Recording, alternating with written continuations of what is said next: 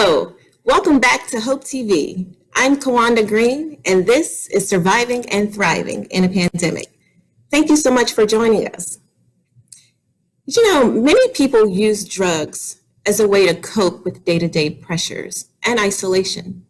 For some, it's recreational use, and it turns into substance abuse. We have marijuana, cocaine, meth, heroin, and then we have the legal prescription drug opioids, Percocet, morphine, fentanyl. Today we're talking about substance abuse during the pandemic and some of the stigmas that is attached to it. Substance abusers are often labeled as crackheads, dopeheads, and junkies, just to name a few. These labels are offensive and reflect a moral judgment. Many people do not recognize substance abuse as a disease. They consider it to be a moral issue where people make a decision to use drugs. To enlighten us more on this topic, I'm excited to welcome Dr. Knisha Hall, a board-certified anesthesiologist, counselor, public speaker, and published author who is currently practicing telemedicine and addiction medicine in 4 different states. Let's welcome Dr. Hall to the show. Hi, Dr. Hello. Hi. How are you today? I am doing well. That's awesome. The weather is changing. It's getting a little chilly, but we know that it'll go back and forth probably till December. Can you tell us a little about yourself and what you represent? So I am a proud Howard University graduate. Go HU.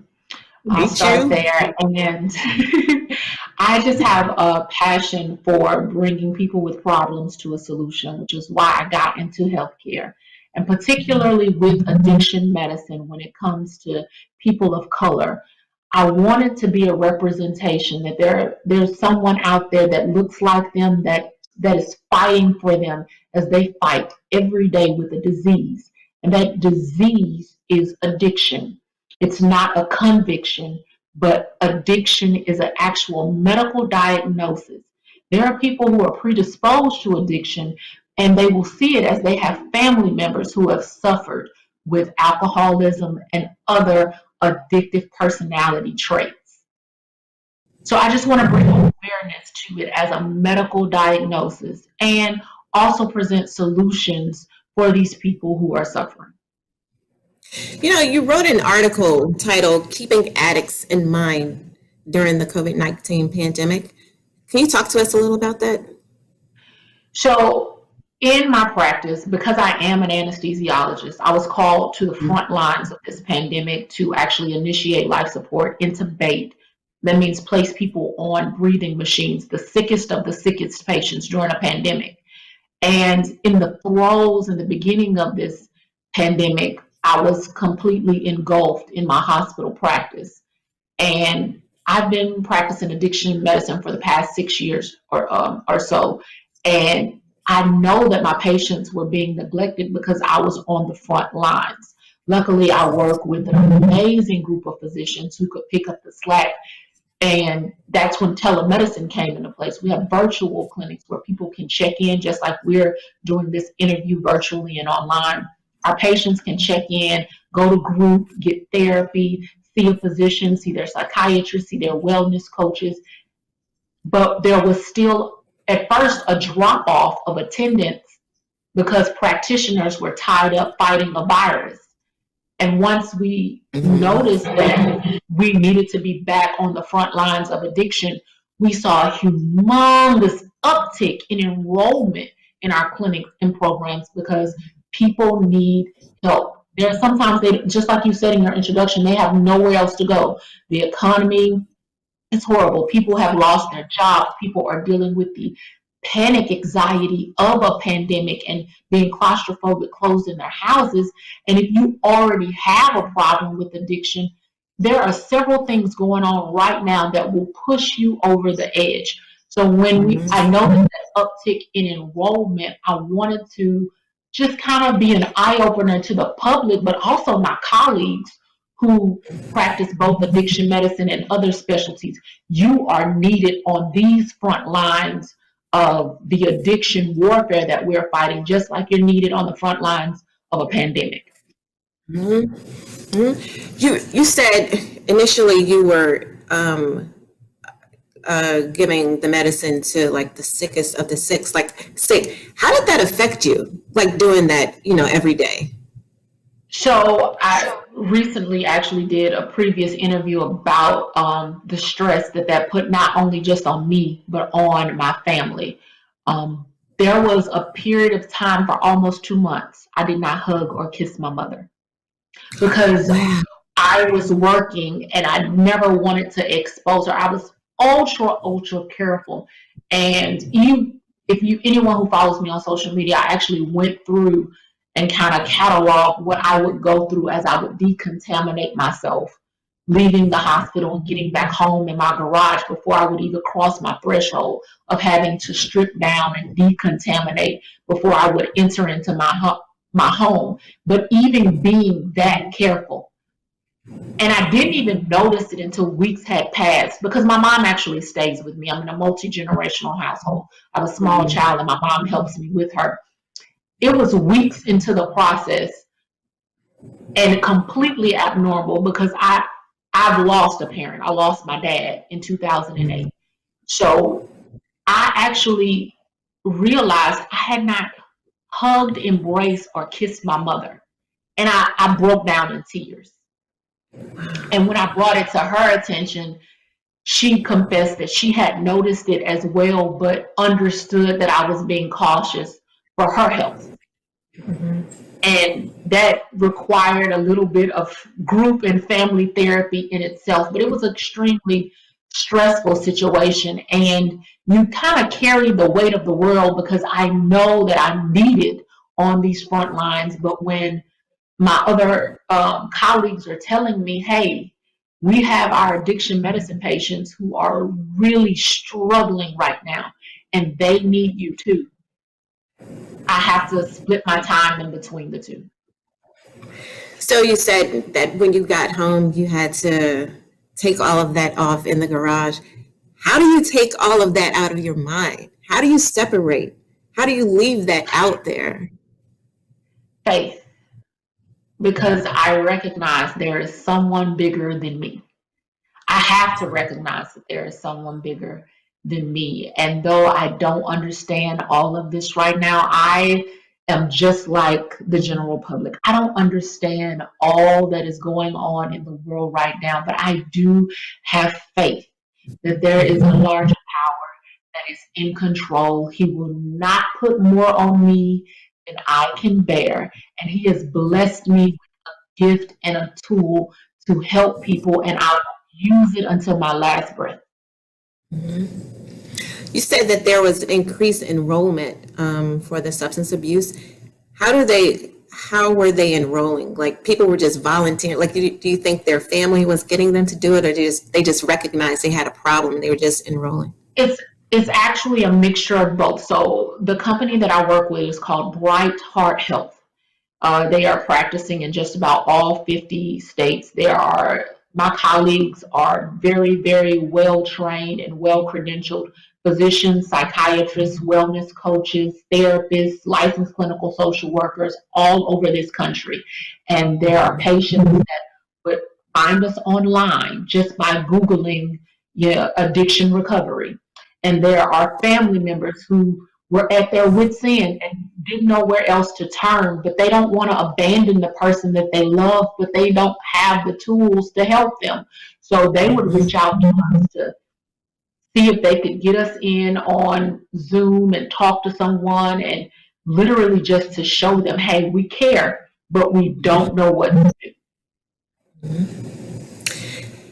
I read last night that there had been an increase not only in substance use and abuse, but also in accidental drug overdose deaths during this pandemic. What are some signs that a loved one can, notice about someone who's using or abusing? So whenever people tend to withdraw, it's time to get worried. Okay. Usually, if their patterns of behavior are changing, They're leaving the house earlier. They're coming back in later. They're staying away from other people, avoiding other people. When people start to withdraw, that's time. It's time to check in. And I always tell people when you're checking in, always lead with love. It's not judgment. Want to help, but always start from a place of love. Like, hey, I'm noticing some things. I love you. I don't have all the answers. I don't know how to fix it. I don't know if you're hurting. I don't know if you're depressed. I don't know how you feel. Please talk to me because I love you and I care. I'm not here to judge. I'm not saying I have all the answers, but together we'll go find some answers. But talk to me. How are you doing? How are you coping? Especially if a lot of people know that they have loved ones, family members, even dear friends who are suffering with some form of addiction from alcoholism. Don't lead with that. Lead with love. I care. I want the best for you. I never want to lose you. Like you mentioned, there have been a lot of accidental overdoses and accidental fatalities. It's not that people are intentionally causing harm or trying to take their own lives. They're trying to numb the pain, and the pain is off the charts. So they self medicate until they get to this dangerous, dangerous place. So whenever you're noticing a loved one starting to withdraw or any changes in behavior, lead with love. Like, hey, something's not right here. I'm noticing something here and I care. How can we fix it? I have another question, but I want to ask you this. I noticed that you are very passionate about this. When did you become so passionate about this field? I won't say everyone, but the majority of people in this country have been touched by addiction. I have a dear family member that I love, adore, respect, and look up to who has battled addiction. And Okay. I'm not here to judge. I still love, I still admire, still respect this person to this day because I've seen the recovery. I know it's possible. And not just recovery, just like we're talking, not just a successful testimony, but thriving, thriving, thriving, a great parent, a great professional, a community leader. And to think just, I'd say, 2 decades ago, you would have found this person in a crack house. Oh. So for me to know what is possible, I have to be a part of that process of making that someone's testimony. I have to be a part of that because I know it's possible. I've seen it. I have so many patients who are decades into sobriety, no relapses. So, of course, I definitely want to stay engaged with them during this time. You just mentioned the weather is changing. There's a condition called seasonal affective disorder, SAD. It's around the time where we have less sunlight, the weather gets colder, and people just feel down and don't know why. Compound that with pandemic panic, election anxiety, and the PTSD of living while Black. You have a catastrophe for mental health just right there. So it makes me even more so want to be on the front lines of letting people know there's help out here. There are actual clinical professionals who are here to help. We recognize this is a problem and we want to give real life solutions. Dr. Hall, I got to confess. When I talked to you previously, and you compared drug abuse to cancer, I didn't get it. It didn't make sense to me. After doing research, I understand it so much more. Would you mind painting a picture well, I understand it more, but if you can paint a picture for me and the viewers so that we can get a better understanding. I'll give you a similar analogy, but I'll give you a little backstory. Imagine someone who grew up in the 60s and 70s, where there were actual physicians who did smoking commercials. So they smoked. And when they are diagnosed later in life with lung cancer, we don't wag our finger at them and like, oh, you got cancer because you smoke. Or even now, you know someone or you may know someone that smokes. And knowing that smoking causes cancer, you never ever judge the person when they're given that horrible diagnosis. You support them. We have awareness. We have telethons. We raise money. We do the research. We do all that is possible in a community mindset to uplift this person and get them from diagnosis to treatment to testimony. You have addiction. A great deal of people with addiction have a family history of someone in their family with alcoholism, drug use, or obsessive compulsive disorder. They have to have things a certain way. They're very, very meticulous. Now, the difference between myself and that person, I may have a glass of wine and the dopamine receptors in my brain are happy. However, their dopamine receptors are hyperactive and they need more and more and more and more. And when I am talking to them and I reach that diagnosis of addiction, there is no telethon. There is no ribbon of support. There is no community effort to get that patient from diagnosis to treatment to successful testimony. There's only finger pointing and judgment. You're an addict. You're a crackhead. You are delinquent and you are criminal. You are deviant. And that is all false. You are a human being with a medical disorder that needs help. And that's why I'm glad that people are talking in terms of addiction medicine. There are medicines to help. There are physicians to help. There are clinicians, therapists, wellness coaches that are all involved to help with this actual medical diagnosis.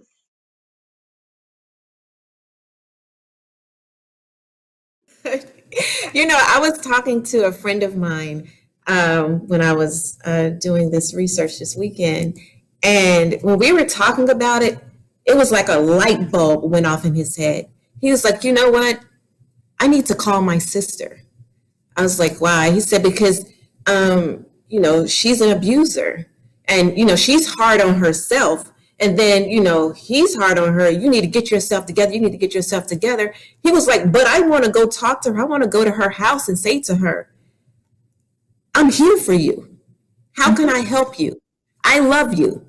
He totally turned around how he looked at it. And he totally see how what you're saying, that it's a disease. It is. So do you think that the abusers realize or actually understand that it's not a choice, but it's a disease? I know that the That's people don't, part but of the recovery. Getting them to that realization is part of the recovery because they're beating themselves up because something is wrong with them.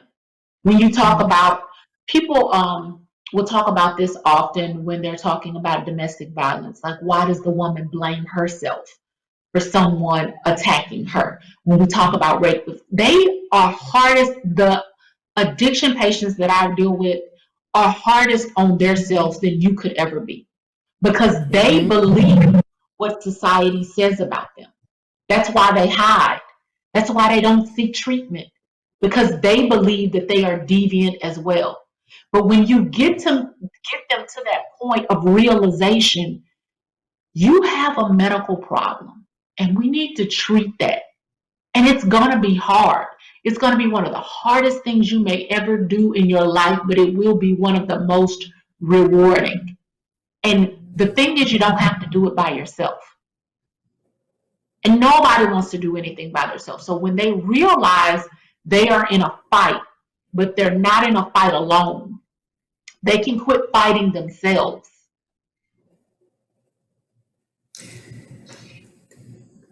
Opioids are used to treat pain. How does it transition to an addiction? How do they go from use to abuse? Well, that's a very good question. And it's similar to what I was saying earlier. There are people with a predisposition towards addiction. And pain in itself is a disease process and a disorder, but it's most likely associated with something else. People will get into a car accident. They will break bones and bruise and damage their muscles. And just because I give you that medicine one time, it takes time for bones to heal and muscles to mend. So your body is using the medication to treat the pain associated with the injury, but there's a psychological component to that too. Because what if you're in that accident and you were on your way to work, you were minding your own business, and somebody comes out of nowhere and knocks your world off its axis? You weren't expecting that. So you have a physical pain, but there's an emotional pain too that is often unaddressed because in that moment, everyone's focusing on that physical pain. But you notice as you're taking this medication, it's treating the physical pain, but it's also creating a dependence. Your body needs it because you're damaged. And there are other psychological pains you aren't dealing with in that moment. And that's not always the case for everyone. But like I said, there are people with these predisposing elements that make them more likely to develop addiction than others. Are there people who are susceptible to addiction? Are addictive personalities hereditary? The word that we're not using is hereditary, but we do say familial traits. When I talk to my patients that are addicts, there's somebody in the family that might not ever have been diagnosed as an addict, but they drank every day of the week. They could never quit smoking no matter how much they tried. They had family members that smoked until they died of cancer. And you see these traits, these familiar traits where you're like, there's a history of addiction here.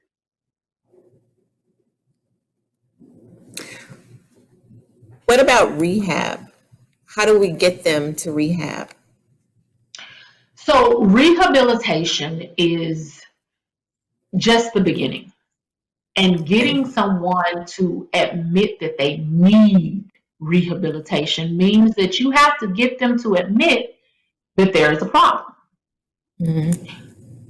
And again, I say whenever you start this conversation off, especially with someone that you love, lead with love. You can't make anyone, you can't make a grown person do anything unless it's by actual legal action and we got the courts involved. So lead with love, and similar to the resources that you probably used in your research, have them Google some statistics, Google their symptoms. Do they have a craving for something, and ultimately they have made a substance a part of their daily lives that they feel that they cannot live without? And the wonderful thing about telemedicine is it does help us cross over that biggest hurdle when we're trying to initiate treatment with our patients, because you don't have to physically go into the doctor's office. People won't see you coming in and out of the clinic that's for addicts. It's just as simple as a virtual teleconference where you can participate with your support, the person who cares about you, just to talk to a professional like me that wants you to understand this is a medical diagnosis. And we're here to help. You don't have to go through any of this alone. So we have outpatient programs. There are inpatient, more intensive programs. There are faith-based programs where we have actual counselors who are linked to churches and other organizations of faith. Celebrate Recovery is a wonderful national organization that has made a celebration of people who make that decision every day to fight for their sobriety. And being sober is one of the hardest things you may do, but one of the most rewarding things someone can do in their life. So what's the next step in helping the patient, families, friends, coworkers, and the world understand that this is a disease and not a choice?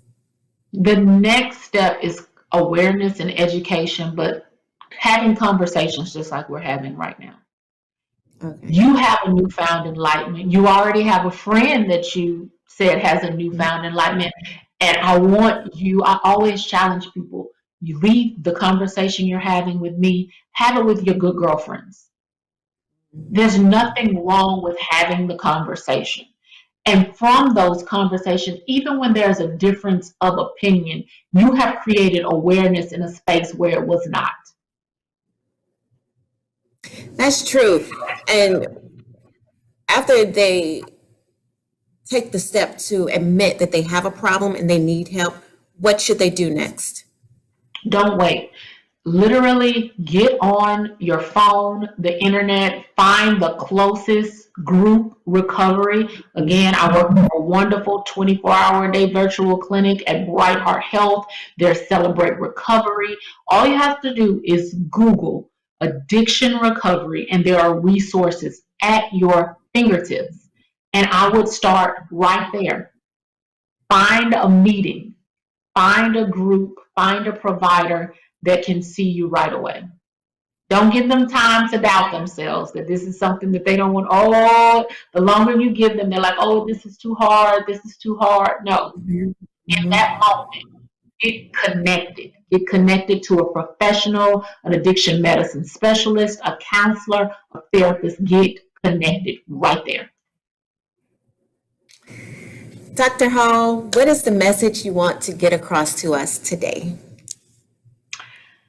No matter how crazy this world might get, just always lead with love. And know that you have been given everything inside of you to combat whatever comes your way. It might not seem like it at the moment. And sometimes you got to have a good group of people around you that pull out what you need when you need it. But I promise you, he will not put more on you than you can bear. Absolutely. Thank you so much, Dr. Hall. This has been so informative, and I am so grateful for this opportunity to speak with you. I have learned so much. I'm telling you, like, I've never understood it. I'm being honest with you. I've never understood it. I guess because, first of all, I haven't done it, but, I didn't understand. And this has been so educational for me, and I hope that the viewers have been educated as well, because you've given us so much great information. It has truly been my pleasure. I am grateful for this platform that is educating the public and also give them the resources that they need to not only survive, but thrive. And I think that's a wonderful, wonderful mission. Awesome. Thank you, Dr. Hall, and thank you for joining us. You don't get arrested for having hypertension, heart disease, or diabetes.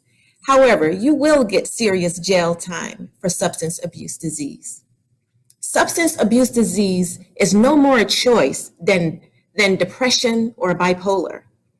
Once we realize it is a disease, we'll treat it like one. We must get rid of the stigma and replace it with kindness, empathy, compassion, and love. Because of that stigma, people are too ashamed to get help. Let's remove that stigma and be supportive. Stop being embarrassed and get some help. We love you. We are here for you. Share this episode, hit the like button, drop us a comment. Remember, if you have health, you have hope. And if you have hope, you have everything. See you next time.